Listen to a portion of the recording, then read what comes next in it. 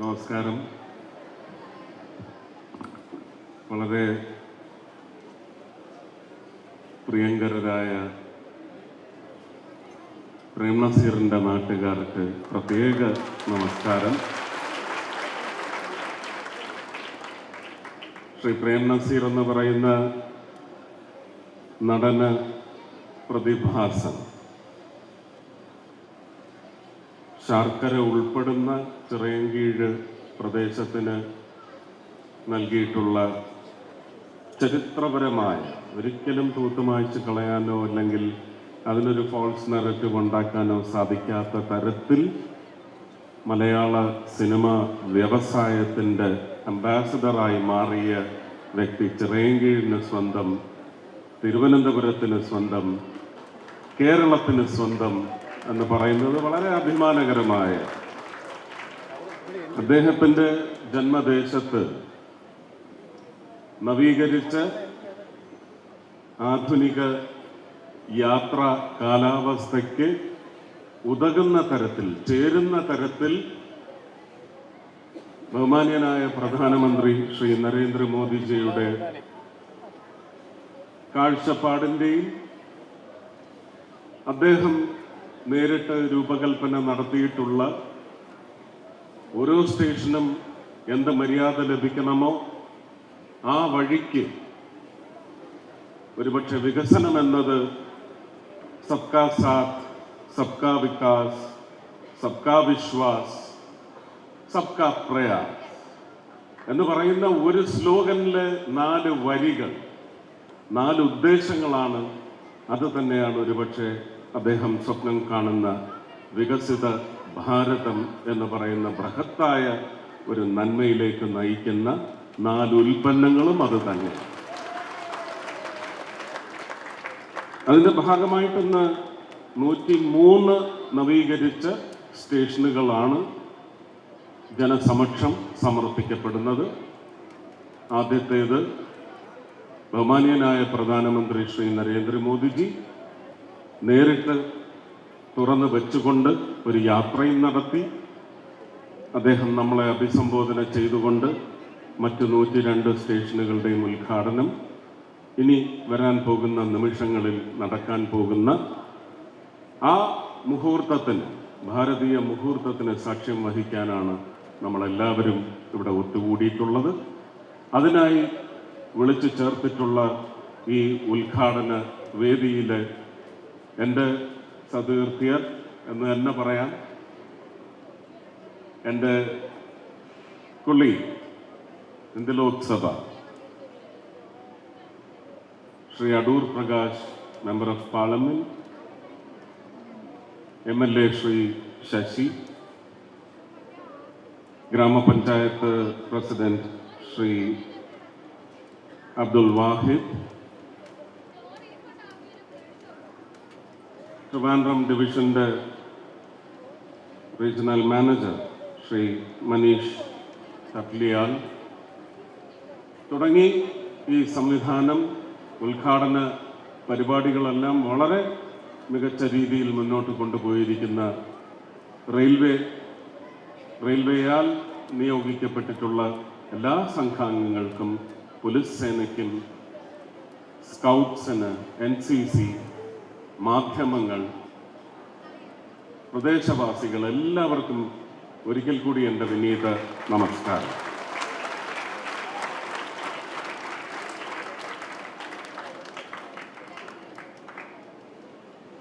അമൃത് Bharat station പദ്ധതി പ്രകാരം പുനർവികസിപ്പിച്ച Chirayinkeezhu railway station എൻ്റെ പ്രധാനമന്ത്രി ഉദ്ഘാടനം ചെയ്യുമ്പോൾ ഇതിൻ്റെ ഭാഗമാകാൻ കഴിഞ്ഞതിൽ എനിക്ക് അതിയായ സന്തോഷവും അഭിമാനവും ചാരിതാർത്ഥ്യവുമുണ്ട്. ചിറയൻകീഴ് സ്റ്റേഷൻ ദിവസവും ഉപയോഗിക്കുന്ന ആയിരക്കണക്കിന് യാത്രക്കാരുടെ അനുഭവം പുനർനിർവചിക്കുന്ന ഒരധ്യായമാണ് ഇവിടെ ഇന്ന് കുറിക്കപ്പെട്ടത്. നവീകരിച്ച വെയിറ്റിംഗ് ഹാളുകൾ, ബുക്കിംഗ് ഓഫീസുകൾ, ടോയ്ലറ്റ് ബ്ലോക്കുകൾ, പുനർരൂപകൽപ്പന ചെയ്ത സ്റ്റേഷൻ മുൻ കവാടം തുടങ്ങിയ നവീകരിച്ച സൗകര്യങ്ങളെല്ലാം തന്നെ ഘടനാപരമായ മെച്ചപ്പെടുത്തലുകളാണ്. കോച്ച് സൂചനാ ബോർഡുകൾ, ചാർജിംഗ് പോയിന്റുകൾ, ഗ്ലോ സൈനേജുകൾ, ദിവ്യാംഗർക്കുള്ള സൗകര്യങ്ങൾ എന്നിവ അത് ടാക്ടൈൽ പാത്ത് അടക്കം എല്ലാവർക്കും കൂടുതൽ പ്രവേശന, ഉപയോഗക്ഷമത, സുരക്ഷ, സൗകര്യം എന്നിവ ഉറപ്പാക്കുന്നതാണ്. തിരക്ക് കുറയ്ക്കുന്നതിനും മറ്റുമായുള്ള ഒരു പുതിയ പോർട്ടിക്കോ, ഇരുചക്ര വാഹനങ്ങൾക്കും 4 ചക്ര വാഹനങ്ങൾക്കും വിശാലമായ പാർക്കിംഗ്, അതിനുള്ള സ്ഥലങ്ങൾ, വെയിലിൽ നിന്നും മഴയിൽ നിന്നും ആശ്വാസം നൽകുന്ന കൂടുതൽ പ്ലാറ്റ്ഫോം ഷെൽട്ടറുകൾ, വികലാംഗർക്ക്, ക്ഷമിക്കണം അങ്ങനെ ഒരു പ്രയോഗം ഇന്ന് നമ്മൾ ഉപയോഗിക്കാറില്ല, ദിവ്യാംഗർക്ക് മാത്രമുള്ള ടിക്കറ്റ് കൗണ്ടറുകൾ, കാത്തിരിപ്പ് ഹാളുകൾ, വിശാലമായ ഇരിപ്പിട ക്രമീകരണങ്ങൾ എന്നിവ ഉൾക്കൊള്ളുന്ന ഒരു പുതിയ സ്റ്റേഷൻ കെട്ടിടം, ഇതൊക്കെയാണ് ചിറയൻകീഴ് അമൃത് സ്റ്റേഷന്റെ മറ്റ് സവിശേഷതകൾ. ഇത് കൂടാതെ രാത്രി സമയങ്ങളിൽ വിസിബിലിറ്റിക്കും സുരക്ഷയ്ക്കും ഹൈമാസ് ലൈറ്റിംഗ്, ദിവ്യാംഗർക്കുള്ള മെച്ചപ്പെട്ട അടയാളങ്ങളും സൗകര്യങ്ങളും, യാത്രക്കാർക്ക് തത്സമയ അപ്ഡേറ്റുകൾ നൽകുന്നതിനായി ഒരു പുതിയ ട്രെയിൻ ഇൻഫർമേഷൻ ഡിസ്പ്ലേ സിസ്റ്റം എന്നിവയും ഉണ്ട്. ഈ ഘട്ടത്തിൽ റെയിൽവേ മന്ത്രാലയത്തിൽ നിന്നും കേരളത്തിന് ലഭിച്ച അചഞ്ചലമായ പിന്തുണയും ശ്രദ്ധയും ഇവിടെ ഊന്നിപ്പറയേണ്ടതുണ്ട്. തിരുവനന്തപുരം ജില്ലയിൽ സ്ഥിതി ചെയ്യുന്നതും പ്രധാനപ്പെട്ട ആറ്റിങ്ങൽ പട്ടണത്തിന് സേവനം നൽകുന്നതുമായ ചിറയൻകീഴ് റെയിൽവേ സ്റ്റേഷൻ ഇപ്പോൾ ഒരു മാതൃകാ സ്റ്റേഷനായി രൂപാന്തരപ്പെട്ടിരിക്കുന്നു. അമൃത് ഭാരത് സ്റ്റേഷൻ പദ്ധതി പ്രകാരം കേരളത്തിലെ 35 സ്റ്റേഷനുകൾ ലോകോത്തര നിലവാരത്തിലേക്ക് ഉയർത്തപ്പെടുകയാണ്. റോഡ് റെയിൽ തിരക്ക് ലഘൂകരിക്കുന്നതിന്, സുരക്ഷ മെച്ചപ്പെടുത്തുന്നതിനുമായി 114 ഫ്ലൈ ഓവറുകളും അണ്ടർപാസുകളും നിർമ്മിച്ചു. കഴിഞ്ഞ ദശകത്തിൽ 493 കിലോമീറ്റർ വൈദ്യുതീകരണവും പൂർത്തിയാക്കിയിട്ടുണ്ട്. സംസ്ഥാനത്തുടനീളമുള്ള യാത്രക്കാരുടെ സൗകര്യങ്ങൾ മെച്ചപ്പെടുത്തുന്നതിനായി പ്രത്യേകം 350 കോടിയിലധികം രൂപ ചെലവഴിച്ചു കഴിഞ്ഞിരിക്കുന്നു. കേരളത്തിൽ അതിവേഗ റെയിൽ യാത്രയുടെ ഒരു പുതിയ യുഗത്തിന് തുടക്കം കുറിച്ചുകൊണ്ട് 2 വന്ദേ ഭാരത് ട്രെയിനുകൾ ഇപ്പോൾ 11 ജില്ലകളെ അഭിമാനത്തോടെ തഴുകി ബന്ധിപ്പിച്ചുകൊണ്ടിരിക്കുകയാണ്. കൊല്ലം, എറണാകുളം, കോഴിക്കോട്, വർക്കല, തൃശൂർ, തിരുവനന്തപുരം തുടങ്ങിയ സ്ഥലങ്ങളിലെ സ്റ്റേഷൻ പുനർവികസനത്തിലും നമ്മൾ ദ്രുതഗതിയിലുള്ള പുരോഗതി കണ്ടുകൊണ്ടിരിക്കുകയാണ്. വികസിപ്പിച്ച ചിറയൻകീഴ് സ്റ്റേഷനിൽ നമ്മൾ നിൽക്കുമ്പോൾ ആധുനിക രൂപകൽപ്പനയും മെച്ചപ്പെടുത്തിയ സൗകര്യങ്ങളുമുള്ള ഈ സ്റ്റേഷൻ ഒരു സുപ്രധാന ഗതാഗത കേന്ദ്രമായി മാത്രമല്ല, കേരളത്തിലെ ജനങ്ങളുടെ പുരോഗതിയുടെയും അഭിമാനത്തിൻ്റെയും പ്രതീകമായി വർത്തിക്കും എന്ന ആത്മവിശ്വാസമാണ് വർദ്ധിക്കുന്നത്. നമ്മുടെ സംസ്ഥാനത്തിൻ്റെയും നമ്മുടെ രാജ്യത്തിൻ്റെയും അഭിലാഷങ്ങളെ ശക്തിപ്പെടുത്തുന്ന ശക്തവും ആധുനികവുമായ ഒരു റെയിൽവേ ശൃംഖല കെട്ടിപ്പടുക്കുന്നത് തുടരാനുള്ള നമ്മുടെ കൂട്ടായ ദൃഢനിശ്ചയം നമുക്ക് വീണ്ടും ഒന്നുകൂടി ഊട്ടിയുറപ്പിക്കാം. ഇവിടെ MLA യും MP യും ഒക്കെ മുന്നോട്ട് വെച്ച ചില ആവശ്യങ്ങളും ആശയങ്ങളും ഒക്കെ വളരെ കാലമായിട്ട് 10, 30, 40 വർഷമായിട്ട് നമുക്ക് നമ്മളുടെ അത്യാവശ്യകതകളുടെ ഒരു വർധനവിനനുസരിച്ച് ഉരുത്തിരിഞ്ഞു വന്നിട്ടുള്ള ഒരു ചിന്തയാണ്. ഈ കഴിഞ്ഞ 10 വർഷത്തിന് ഇടയ്ക്കുണ്ടായിട്ടുള്ള വികസനം ഒരുപക്ഷെ MLA യെയും അതുപോലെ തന്നെ ബഹുമാന്യനായ MP യെയും ഉത്തേജിപ്പിക്കുന്നു എന്നറിയുന്നതിൽ അതിയായ സന്തോഷമുണ്ട്. ഇതിനി സാധ്യമാകും, അതിനുള്ള ഒരു ഗവേണൻസ് കേന്ദ്രത്തിലുണ്ടെന്നുള്ളത് അവർ അംഗീകരിച്ചതിൽ അതിയായ സന്തോഷമുണ്ട്. ഉറപ്പായിട്ടും ഇപ്പോൾ ബഹുമാന്യനായ MP തന്നെ സൂചിപ്പിച്ചു, കഴിഞ്ഞ ആഴ്ചയാണ് southern railway general manager southern റെയിൽവേയുടെ ജനറൽ മാനേജർ വിളിച്ചു കൂട്ടിയ യോഗത്തിൽ എം പിമാരെല്ലാം ആവശ്യപ്പെട്ട കാര്യങ്ങളുടെ ഒരു സംക്ഷിപ്തം തന്നെയാണ് ശ്രീ അടൂർ പ്രകാശ് ഇവിടെ അവതരിപ്പിച്ചത്.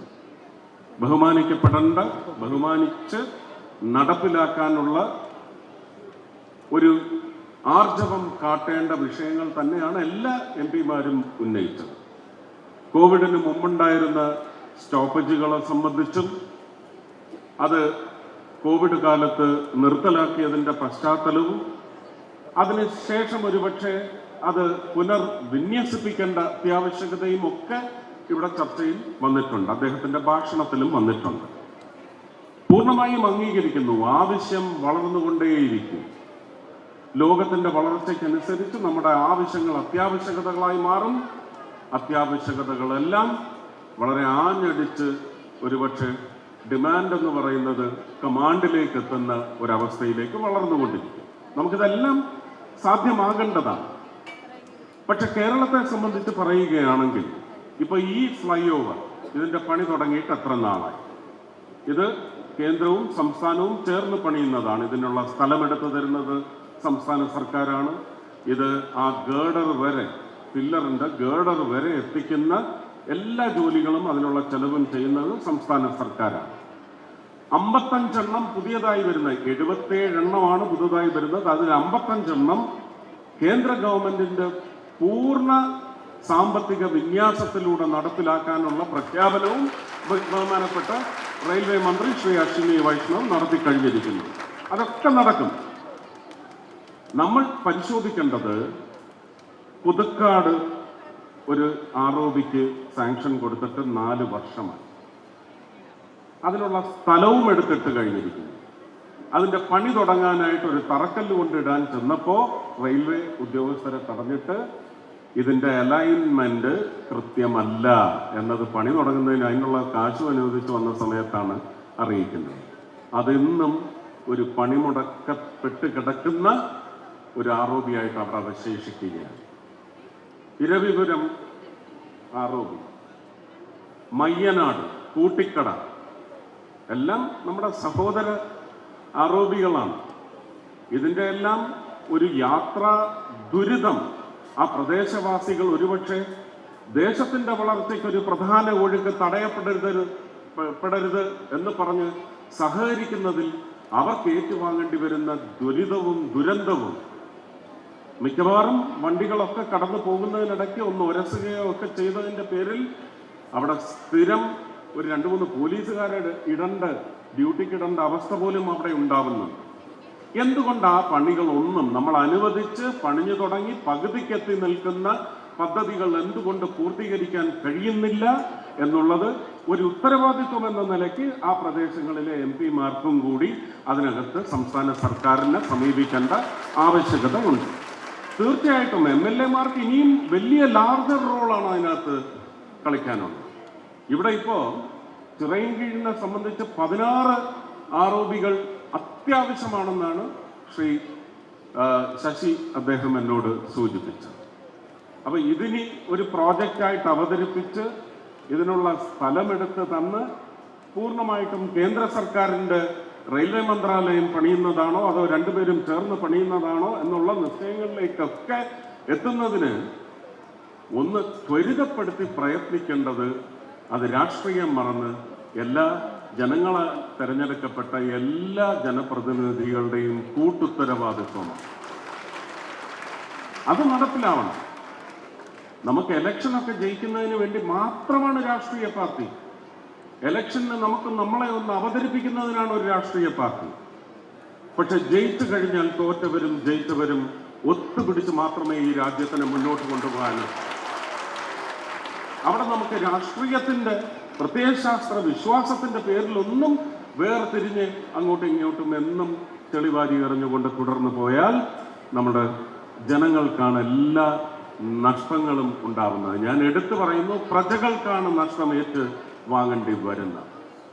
അപ്പൊ അങ്ങനെയുള്ള ഇപ്പൊ ഇത് നമ്മൾ ചിറയൻകീഴിനെ മാത്രം സംബന്ധിക്കുന്ന കാര്യങ്ങളാണ് ഇവിടെ ചർച്ച ചെയ്തത്. അതിനെക്കുറിച്ച് കൂടുതൽ ഇപ്പോൾ ചിറയൻകീഴ് സ്റ്റേഷനും അനുവദിച്ചിരുന്നത് 5 കോടിയാണെന്നാണ് ഞാൻ മനസ്സിലാക്കുന്നത്. 5 crores is it sanctioned and we have spent 5 കോടിയാണ് അനുവദിച്ചിരുന്നത്. പക്ഷെ പണിഞ്ഞു വന്നപ്പോൾ നമുക്ക് 6.5 കോടി ചെലവാക്കേണ്ടി വന്നിട്ടുണ്ട്. ഞാൻ ഇപ്പോഴും ഇതിൻ്റെ ഉൾഭാഗത്ത് എന്താണ് വികസിതമായി നമുക്ക് അനുഭവത്തിലേക്ക് കൊണ്ടുവരാൻ പറ്റുന്നതെന്ന് ഞാൻ ഇതുവരെ കണ്ട് മനസ്സിലാക്കിയതിന് ശേഷം തീർച്ചയായിട്ടും പ്രേം നസീറിൻ്റെ മണ്ണിലേക്ക് കൂടുതൽ ആവശ്യങ്ങൾ വരാനുണ്ടെങ്കിൽ ഞാൻ എൻ്റെ പ്രധാനമന്ത്രിയോടും എൻ്റെ റെയിൽവേ മന്ത്രിയോടും വളരെ കണിശമായി ആവശ്യപ്പെട്ട് കൂടുതൽ കാര്യങ്ങൾ കൊണ്ടുവരുന്നതിന് വേണ്ടി തീർച്ചയായിട്ടും പ്രവർത്തിക്കും. അതിന് പ്രതിജ്ഞാബദ്ധനാണ് ഞാൻ എന്നുകൂടി എൻ്റെ നാട്ടുകാരെ പ്രത്യേകം അറിയിക്കുകയാണ്. ഒരുപാട് കാര്യങ്ങൾ ഉണ്ടാവാം. നമുക്ക് ഈ കേരളത്തിൻ്റെ നീളം നമുക്കൊരിക്കലും വർദ്ധിക്കുന്നില്ല. ഒരു പൊളിറ്റിക്കൽ അറേഞ്ച്മെൻറ്റിൽ കേരളത്തിന് അനുവദിച്ചു തന്നിട്ടുള്ള 2 ബോർഡറുകൾക്കുള്ളിൽ നിൽക്കുന്ന നീളം ഒരിക്കലും വർദ്ധിക്കില്ല. കൂടുതൽ സ്റ്റോപ്പ് വേണം, കൂടുതൽ ട്രെയിൻ വേണം. നമുക്ക് വന്ദേ ഭാരതിൻ്റെ 2ാം എഡിഷൻ വന്നപ്പോൾ ആലപ്പുഴയിൽ അതുണ്ടാക്കിയിട്ടുള്ള വലിയ സമയ ക്രമീകരണ കുരുക്കെന്ന് പറയുന്നത് നിങ്ങൾക്കാർക്കും ചിലപ്പോൾ അനുഭവത്തിൽ കാണത്തില്ല, പക്ഷേ ട്രെയിൻ ഉപയോഗിക്കുന്നവർക്കും ഒരിക്കലും ഉണ്ടായി കാണില്ല. പക്ഷേ അവിടുത്തെ ലോക്കൽ റെസിഡൻസിന്, ലോക്കൽ കമ്മ്യൂട്ടേഴ്സിന് ഉണ്ടാക്കിയിട്ടുള്ള അസ്വസ്ഥതയും അസൗകര്യവും എന്ന് പറയുന്നത് നമുക്ക് ഒരുപക്ഷെ കൽപ്പനയ്ക്കും അപ്പുറത്താണ്.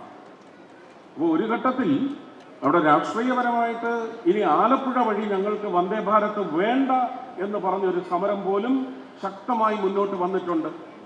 എന്തുകൊണ്ടാണിത്? നമുക്ക് വന്ദേ ഭാരത് പോലൊരു ട്രെയിൻ വന്നപ്പോൾ അതിൻ്റെ സ്പീഡ് അംഗീകരിച്ചു കൊടുക്കാൻ, ആ സ്പീഡ് നമുക്ക് സൗകര്യപ്പെടുത്തി കൊടുക്കാൻ മറ്റ് പല ചെറിയ ട്രെയിനുകളും നമുക്ക് പിടിച്ചിടേണ്ടി വരുന്നു. അതിൽ യാത്ര ചെയ്യുന്നവർക്ക് ഒരുപക്ഷെ ഒരു ഡിസ്ക്രിമിനേഷൻ, ഒരു വേർതിരിവ് അങ്ങനെ തോന്നിയിട്ടുണ്ടാവും. ആ തോന്നലിൽ തെറ്റൊന്നുമില്ല. എല്ലാ ട്രെയിനുകൾക്കും തുല്യമായ അവകാശം കിട്ടണമെങ്കിൽ അതിന് നിർദ്ദേശിച്ചിരിക്കുന്ന ലോഡ് കൃത്യതയോടെ സമയബന്ധിതമായി എത്തിക്കുന്നതിനുള്ള അവകാശം ആ ട്രെയിനിനുണ്ടെങ്കിൽ കേരള സർക്കാർ ചെയ്യേണ്ടത് 1 or 2 ലൈന് കൂടി സ്ഥാപിക്കാനുള്ള വീതി എടുത്ത് ഇന്ത്യൻ റെയിൽവേക്ക് നൽകിയാൽ ഉറപ്പായിട്ടും ചെയ്യാൻ നെഞ്ചുവിരിവുള്ള ഒരു പ്രധാനമന്ത്രി നമ്മുടെ രാജ്യം ഭരിക്കുന്നുണ്ട് എന്നുള്ള കാര്യം ആരും മറക്കണ്ട. ഉറപ്പായിട്ടും അത് സാധ്യമാവും. കേരളത്തിൻ്റെ റെയിൽ ആവശ്യങ്ങളെ സംബന്ധിച്ച് കേന്ദ്ര സർക്കാരിന് പൂർണ്ണമായ ബോധ്യമുണ്ട്. ആ ബോധ്യത്തിൻ്റെ അടിസ്ഥാനത്തിൽ നൽകേണ്ടതെല്ലാം, നൽകലല്ല, നിങ്ങൾക്ക് ലഭിക്കേണ്ടത് ലഭിക്കുന്ന തരത്തിലുള്ള ഭരണ നിർവഹണ മികവ് കേന്ദ്ര സർക്കാർ പ്രകടിപ്പിക്കും. അത് അവരുടെ പ്രവർത്തനത്തിൽ കൊണ്ടുവരുമെന്ന വിശ്വാസത്തോടെ അതിനുവേണ്ടി വർത്തിക്കുന്ന നിങ്ങളുടെ ഇവിടുന്ന് തെരഞ്ഞെടുത്തതല്ലെങ്കിൽ പോലും കേരളത്തിൻ്റെയും തമിഴ്നാടിൻ്റെയും ഒക്കെ MP ആയിരിക്കുമെന്ന് ഞാൻ എൻ്റെ പ്രചരണ കാലത്ത് പറഞ്ഞെങ്കിൽ ആ വാക്കിൽ നിന്ന് പിന്നോട്ട് പോകില്ല, ഉറപ്പാണ്. അതിനുവേണ്ടിയുള്ള പ്രവർത്തനം കാഴ്ചവെച്ചിരിക്കും. ഈ ഉദ്ഘാടന ചടങ്ങിൽ പങ്കെടുത്തുകൊണ്ടിരിക്കുന്ന എല്ലാവർക്കും, ഇത് ഓർഗനൈസ് ചെയ്ത സദേൺ റെയിൽവേ, അതിലെ തന്നെ DRM ശ്രീ മനീഷ് കപ്ലിയാൽ, എല്ലാവർക്കും, അദ്ദേഹത്തിൻ്റെ സംഘാംഗങ്ങൾക്ക്, ഇവിടെ സഹകരിച്ചുകൊണ്ടിരിക്കുന്ന ജനപ്രതിനിധികൾ എല്ലാവർക്കും എൻ്റെ പ്രത്യേക നന്ദി അറിയിച്ചുകൊണ്ട്, നന്ദി, സ്നേഹം, നമസ്കാരം, ജയ് ഭാരത്.